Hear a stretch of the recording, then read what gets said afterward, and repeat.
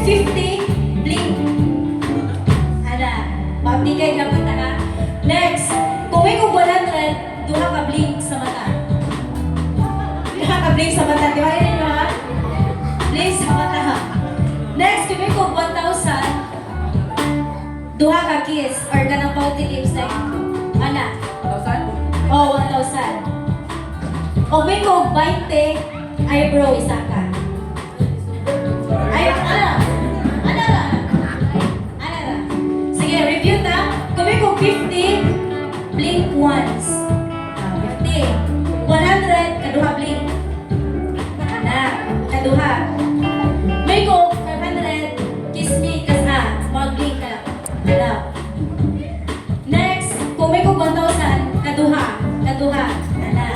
O may kung 20, eyebrow up. Sige, di ba? Compress mo kay mag-compete kung tanan, pa-update kay di. Bali, equivalent din siya sa happy parade. So, instead of happy parade, anit sa mid-face. And then, pareho ko tanaw. Sa isa may mga kuhan, pareho ko tanaw. Sakto ba ilang ipagbuhat? Okay, sa pinaka-funny face. Sige. Tagay ko porta sa 50. 50! Again, okay kung 50, blink once. Di ba rin? 50, 100, kaduha. Kung may ko 500, katong kiss. Ana. O 1,000, duha ka kiss. Di ba? Dahil na maramdaman kay 50, 100, 500, 1,000, and then ang 20 is eyebrow up. Sige, tagay kong dagway sa 50. Oy, kasara mo pilo. Sige, tagay kong dagway sa 100. Sige, tabang mo dyan sa kinsay na sayaw nila. Sige, tagay kong dagway sa 20. Eyebrow up. Kinsay nakasaka. Tabang mo audience. Ano nagisay mo kanila? Sige, tagay kong dagway o 100. Ako ba niya mga napas mo? Ako ba niya mga lipat? Ako ba? Sige. Ano na naman focus sa katasament yung maglibot yung nagan o tanawan. Study na mo women. Sige, tagay kong dagway sa 50. Oy, kasara. Again, 50, blink once. Sige, tagay kong dagway sa 100. Ay, sayo ka, nianak ka. Mali. Dapat kaduha ka blink. Sige. Tagay kong dagway sa 20. Basta ba, mo ang kinura, magbatay. Magkalimutan mo yan. Eyebrow up, kilay. Ana. Sige, tagay kong dagway sa 500. Kasara. Sige, tagay kong dagway sa 1,000. Siya mo kayo. Tagay kong dagway sa 20. Bakit yun tayo nakap? Tagay kong dagway sa 50. Tagay kong dagway sa 100. Sige, kuha man. So, paanarin na lang mo. Kinsa mo expression and freeze ha. For example, may ko tagay kong kwarta sa tagay kong dagway sa 50. I-freeze na like niya pa-cutay mo or pagwala na kinsa mo daw. Inganan na lang. Sige. Tagay kong dagway sa 500. Freeze! Ayaw, balik ka. Sige, alita. Kisa mahindot o buborma nila. Alita, pinagi sa'yo palakpak. Sige. Tagay kong dagway balik sa 50. 50.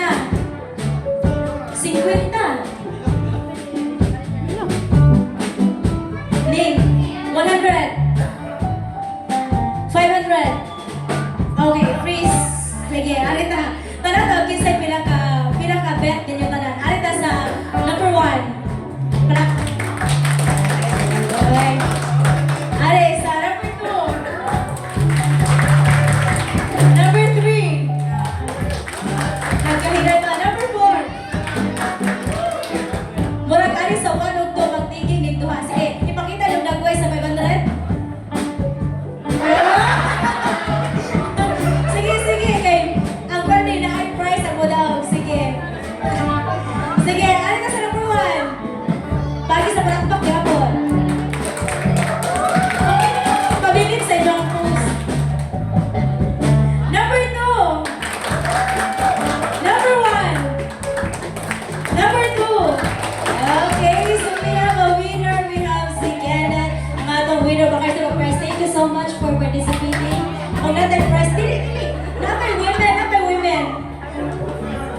balaw ko sa prize, balaw ko receive sa prize.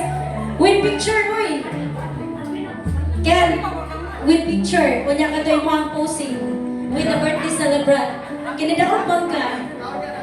Dili, karoon na para na. Okay, congratulations! You receive a 1 pack of hello. Your future is saying hello to you. Katay mo pusing, katay mo pusing. Pala ko picture, picture, pala ko picture.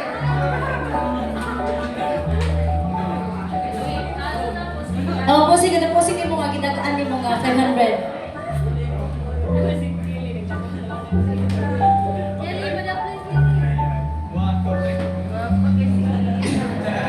Thank you so much. Ano pala sa women? Sibog dire. So, ingat to lang gihapon. Ingat to lang gihapon. Sige. Review ta. Tagay kong dagway sa 50. Uy, 50, bling. 100. Okay, bling twice. 500. 1,000. 20. Okay, so nga na punta pa, panindutay na po doon, kinsa ang mustan out ninyo, pinagi ka pa sa palakpak sa tong audience. Sige, tagay kong dagway sa 500.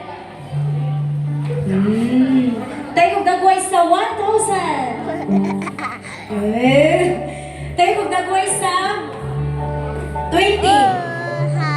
Ay bro. Sige, tagay kong dagway sa 50. Tayo kong dagway sa 500. Okay, freeze. 500, freeze. Okay, audience, please ko kung ano, kinsa ka po yung giganahan ha. Sige, ito sa number 1. Pinagi sa palakpak. Number 2. Number 3. Pakita yung freeze. Number 4. Number 5. Wala bias na ba? Wala ka rin tulong mo na stand out. Sige, ano ta? Kinsa? Wala ka pizza. Uy. Ano ta? Sige. Number 1. Ay, number 3. Number 4. Number 5. Ano itong cute card? Sige. Balik. Number 3. Number 4. Number 5. Congratulations! Ano na si Ate Carmi o Gatay Prize? Sa likod wait sa please claim your prize. Prize ni Ate Carmi. With picture sa birthday celebrant. With picture. Okay, na kay prize. 1 pack of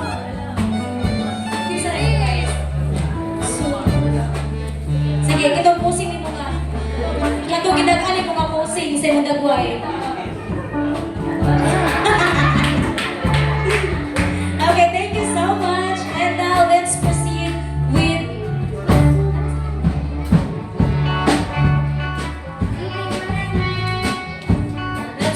with the declaration. And since ang biological mother ni Kuya Gab is wala nila, so naay mo sab dahil law of Kuya Gab, we have Pastor Rafe, Pastor Jonard muna daw, si Pastor Jonard sila. Let us give a round of applause, please.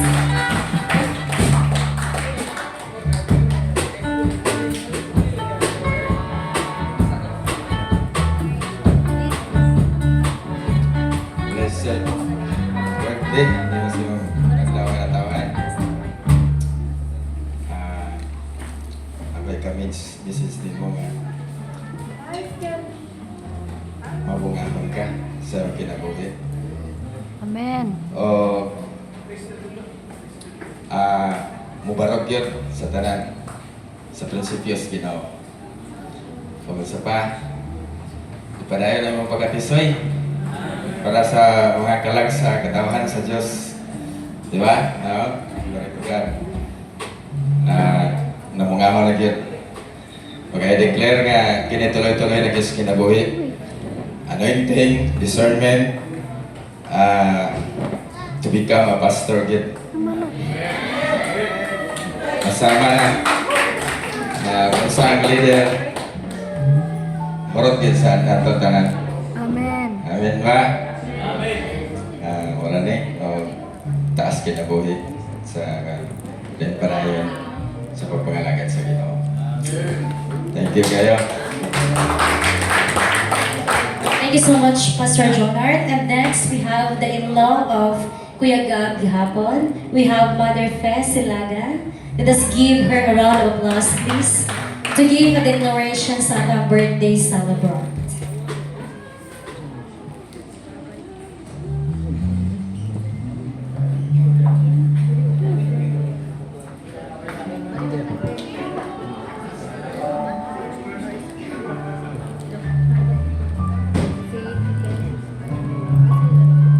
While waiting for Mother Fe, we have isa sa sakop ni Kuya Gab, nga nilibot niya nga gwapo. Ang yang smile kay gwapo po. We have Mr. Kenneth Aligayon. Let us give him a round of applause, please.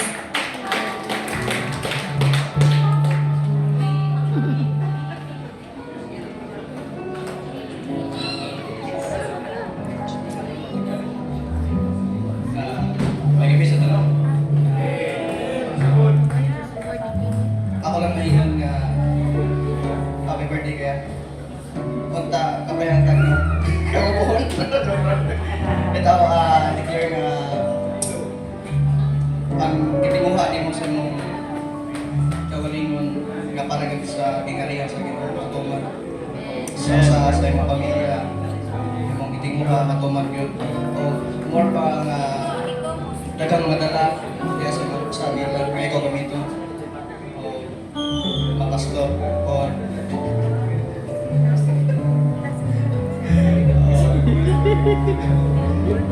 maraton kaya ba sa nung nagtason wala ikasulti mo ba?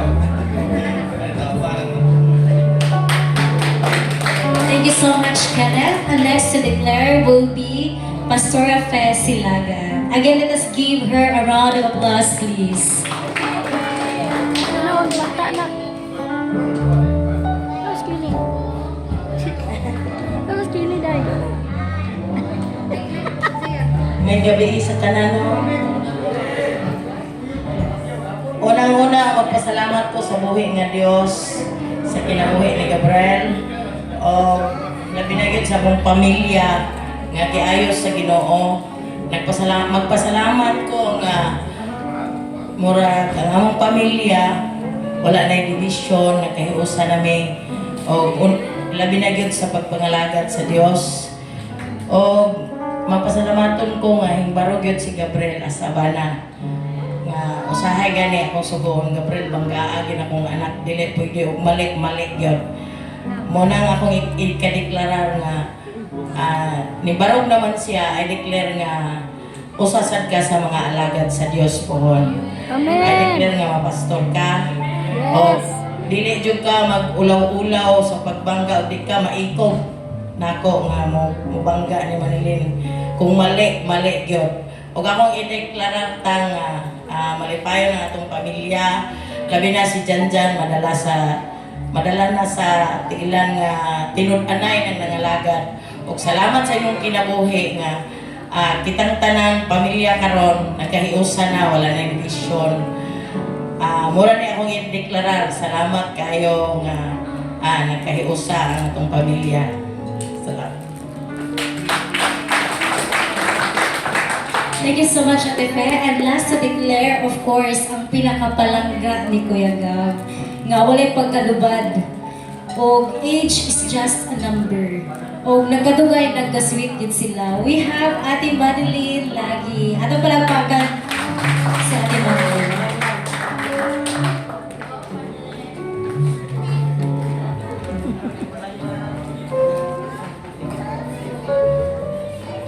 Good evening, good evening sa tanan and good evening sa mga classmate ni Gabriel. Salamat kayo, sir, sa inyo ang pag-attend.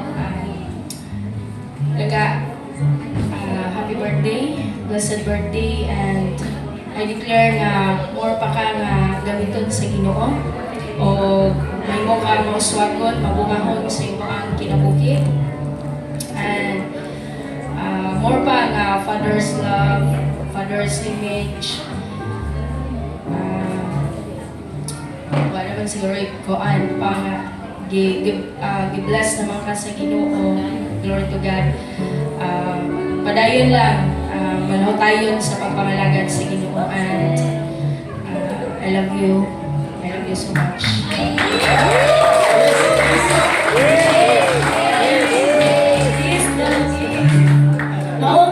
Mauwa ko na siya kasi siyang palaklang. Iyang palaklang. Okay, thank you so much. And of course, before tayo proceed sa atong pagpagaon, let us hear God's message nga ipaabot sa Diyos sa ato ang kinabuhi. And let us welcome our speaker, none other than Apostle Paul Palangka.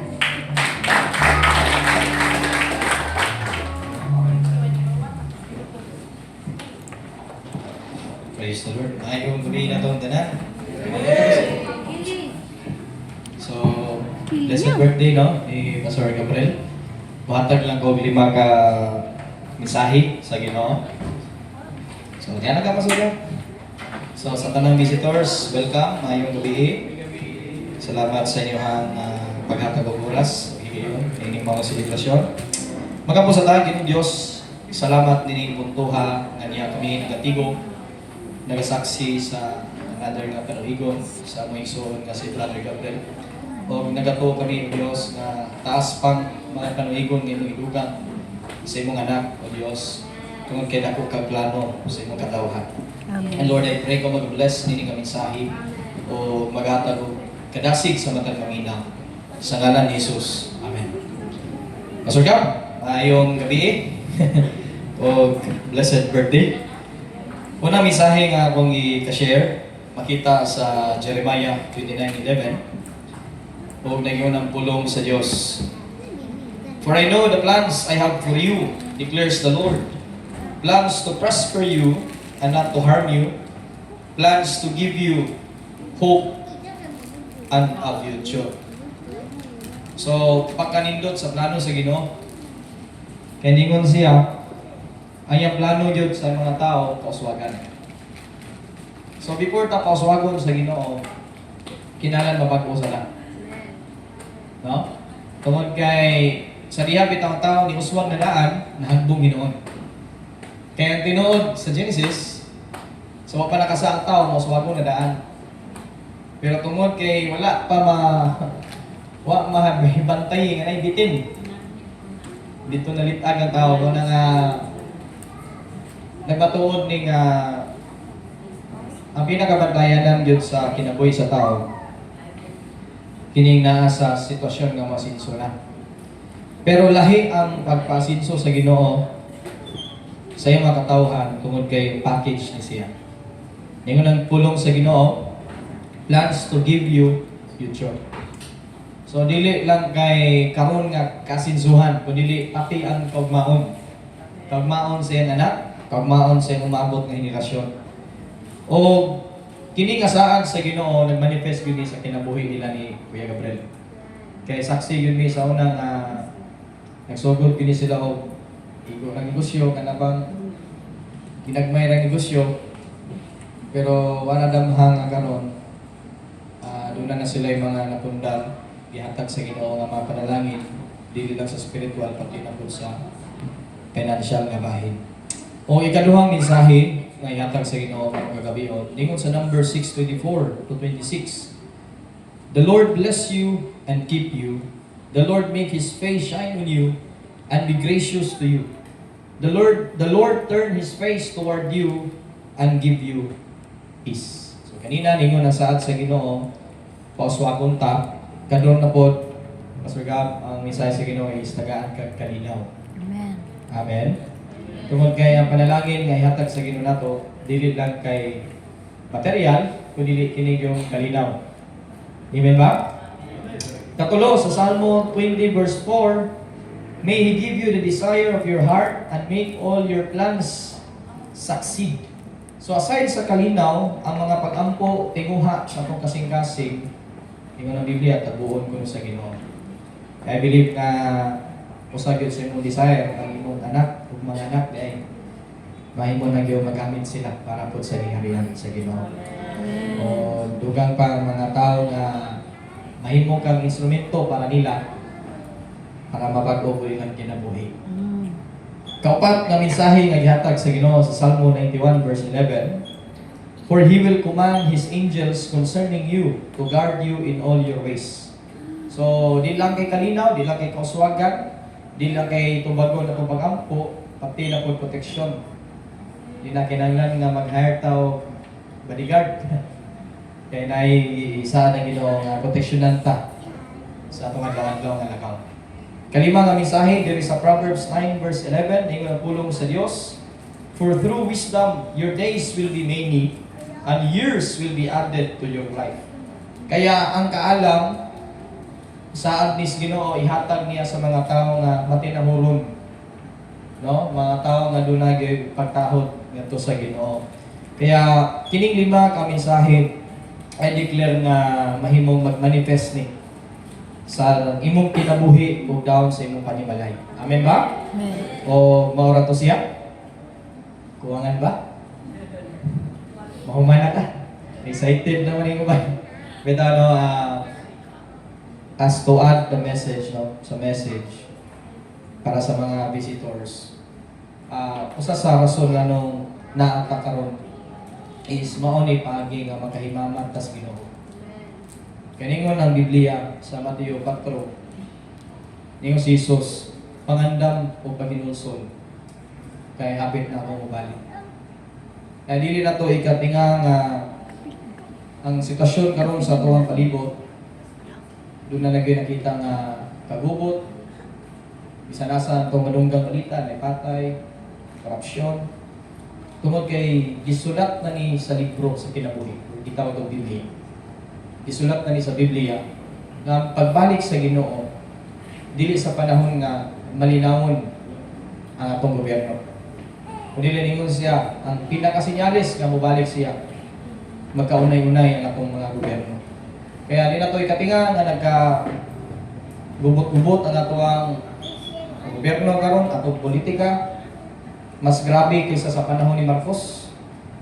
Mas grabe kaysa sa panahon ni Cory, mas grabe kaysa sa panahon ni Noynoy. Tungod kay ang Biblia nagingon sa Matthew 24 verse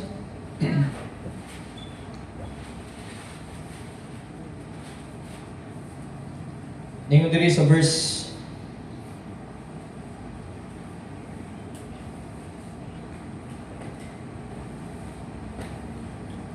Verse 12, no? Matthew 24, verse 12. Sin will be rampant everywhere, and the love of many will grow cold. Mao ni pinaka-sign nga doon na pagbalik sa Ginoo. Ang last na message nga gingon sa tusi, ang gugma magkahanaw. Mali na ang gugma sa kalimutan ang gibarugan. No? Nga ang para sa kalibutan once may tagugma kanang dawato ni mong tao bisan pag dili na mo inisinyos Ginoo ipamugos tas kalibutan nga bisan lalaki babae ra gihimo dunay upat na ka gender. So ang gugma sa kalibutan lahi sa gugma sa Ginoo. Tinuod ang Ginoo may gugmaon mudawat mo pasaylo sa atong mga sala apan di na to kalimtan nga Ginoo justisya usab siya. Tungod kay ang ugma mura man nahimo ng gigamit para nga ipadayon ang sayop. Ang ugma gigamit na para idipinsaan ang sayop. Ang ugma gigamit na para nga himuong scapegoat sa tao aron di mahusgahan. Apan nila to kalimtan nga nibalik ni Kristo sa iyang kaduhang pagbalik sa kalibutan. Justisya na yang pagkadagko. Mga mitras dili pawahing tanan atong desisyonan or pilion nato ang kinabuhi nga gisaad sa Ginoo sa mga tao. Usa pay saad sa Dios sa tao, ningon siya sa John 3:16. Kinsa tong mituo ug makabaton ug pagtuo ngadto kang Hesukristo nga enough na ang gihimo niya sa cross para mapasaylo ta sa atong mga sala. Tagaan niya kung kinabuhi walay katapusan. Amen? Kaya usay pasabot niya na ang pagtuo mo'y gi-require sa Ginoo para madawat na to ang saad sa Ginoo. Kaya ningon ang Biblia, ang paagi nga maluwas ang tao dili pinagi sa iyang binuhatan, dili pinagi sa iyang pagka religyoso, dili pinagi sa iyang mga natabang natos mga kabos, kundi enough na ang pagtuo nato ni Kristo.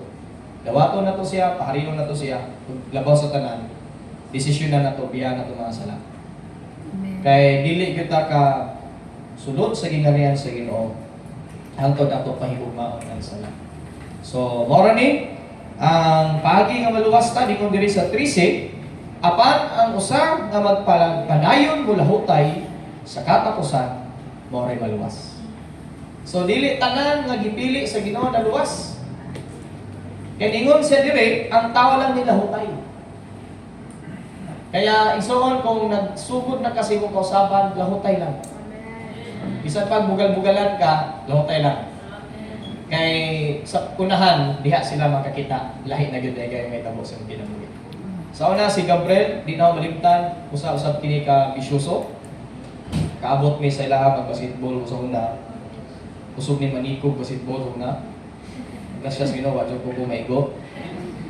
Nauna niya, pastor papa ni, pero sa tinuod, nakita gyud ko na mo kausaban sa kinabuhi. Tungod kay dili sa reliyon, dili sa simbahan, kundi tungod kay naka-encounter sa Ginoo. Nga dili pa gyud wahi tanan. Bisan sa itong mga nahimong mga kapakyasan sa kinabuhi. Dili pa wahi. Basta lang desisyon ta. Diyan na ito tumasala, ang inusulta. So, mora ni, kamisahe nga magpahinumdum nga ang mensahe day karon is dili pa ulahi ang tanan. Magampo ta manindog kang tanan, magampo ta atong itaas to mga kamot sa kinabuhi ni Brother Gabriel. Nangito na mong amahan, nagpasalamat mi kanimo sa kinabuhi sa usa ka leader, one of the leader aning ministry. Nga diin dunay heart o God nga nag-reflect gikan sa imong kasing-kasing. Ang name nga John is a person who is gentle, kind, but has a strong leadership. And I thank you, Lord, nga gimold o gi-shape nimo si Gabriel to be a strong leader, to be a principle, dunay prinsipyo nga leader, Ginoo. Ug akong giampo, Lord, nga padayon ka magagamit kaniya bilang instrumento ngadto sa mga tawo nga nawad-an og paglaom, sa mga tawo nga nasinati nilang husga sa isig ka tawo, sa mga tawo nga gipanglabog lamang sa ilang isig ka pamilya. Apan gamita sa Ginoo nga ma-connect ning mga tawhana diha kanimo. O I pray, Lord, nga ang mga bag-ong mahimong leader mo'y masulod ani nga ministry. Pinagi sa mga kinabuhi tungod kaningon ka, Lord, that you will replace the old and with the new leaders. And I believe that these new leaders, O God, will be the final people nga mahimo silang galamiton in your kingdom. Tungod kay Lord, I believe nga nakay dakong paghimuon nga replacement sa tanang mga karaan nga isipan o imo silang i-encourage nga magbago.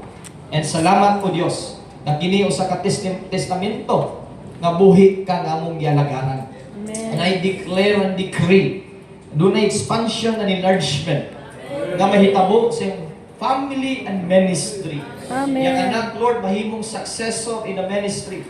Hallelujah. Ang iyang asawa mahimong yung katimbang, padayong mahimong katimbang sa tanan nga mga misyon nimo Ginoo sa among mga kinabuhi. O Lord, akong gi-trust kanimo ang iyang calling o God nga ma-preserve kini ug dili kini makawat sa kaaway. Dalaygon ka o Dios sa walay katapusan. And I pray and declare this year will be their breakthrough and season to accelerate in Jesus' mighty name. And everybody, people of God, say Amen. Happy birthday. May the Lord bless you. Magkahanan ko happy birthday. Happy musicians. O atong palidon si ang pinaka importanteng kapikas wala lain Sister Manilin.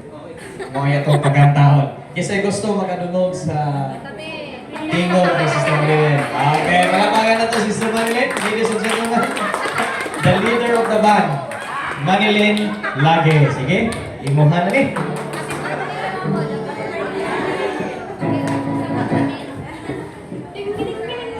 Visitors, sorry nga ang mga tiki, mga hagbog, pasayloha dyan.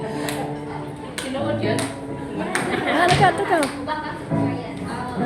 Sis, baka. Sorry.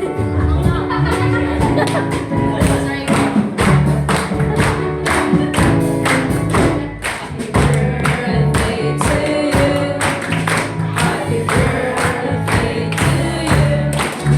happy birthday, happy birthday to you.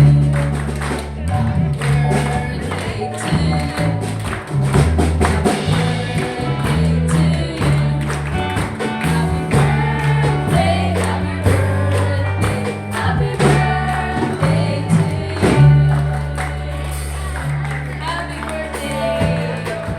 Once again, happy birthday, Kuya Gab. And our celebration will not be completed without the food.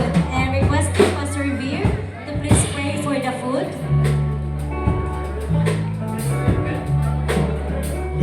Good evening sa tanan o natamo proceed ng pagkaon sa physical pagkampo sa tanan. Lord God, salamat ng mga handa nag-iandam sa birthday ni Pastor God. O kayo pray and declare na mo pa siya mutubo spiritually o daghan yung mga kalagang madala sa imong tinan, Lord. O salamat ng pagkaon Ginoo na pinagi ni pabusog kami physically o maghatag kami kalikod kanamo sa physical o sa mga katuyuan, Lord. Thank you. Salamat ng tanan Ginoo.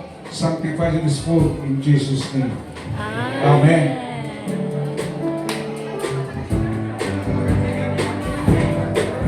Okay, thank you so much. And stay food lang ang mga classmate ni Kuya Gab. Kay serve na mo at the same time carry table. And kani nga ko kani pwede na sila makapila. Una-una na itong pila rin. Kari nga side. And then next will be the FL. And then the rest. So, pwede mo unang mo pila. Pila na mo.